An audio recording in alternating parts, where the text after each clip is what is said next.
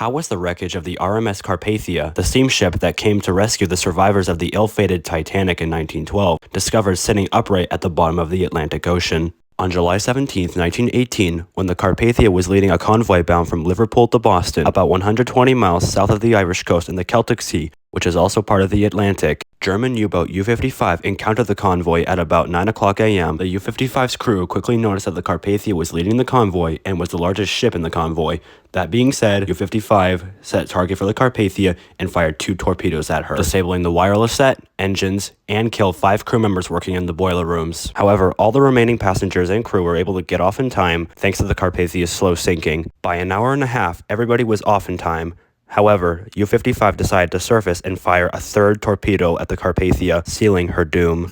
At 11 a.m., just about 1 hour and 45 minutes after the first torpedo strike, Carpathia disappeared beneath the waves. More than 80 years later, in 1999, novelist and sea explorer Clive Cussler assembled a team to search for the wreck of the Carpathia. A little interesting fact is that Clive was also the author of the 1976 book Raise the Titanic.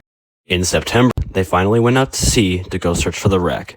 They soon got a hit. They found a wreck lying upside down in about 600 feet of water and similar in size and shape to Carpathia. However, since the superstructure was not visible, it was hard to identify. However, they did investigate the propellers and noticed that each propeller had 4 blades. The Carpathia, on the other hand, had 3. After investigating the propellers, they took up one piece of the ship's china from its debris field to the surface. Once they brought it on board and rubbed it off, it said Hamburg American Lines instead of Cunard Line. The Carpathia was owned by the Cunard Line. The team researched this vessel and found that the only sunken ship of Hamburg American Lines in the area was known as the Isis, which had sunk in a storm in 1936. The team eventually went out again in December. They did find another hit. However, as soon as they got the location and started sending their ROV down, the ROV had a malfunction in the video system and the cable had to be replaced. They unfortunately did not have the right equipment to repair the ROV aboard, and they had to head all the way back to land to replace the entire ROV. Once the ROV was replaced, the team headed back out to the site once again,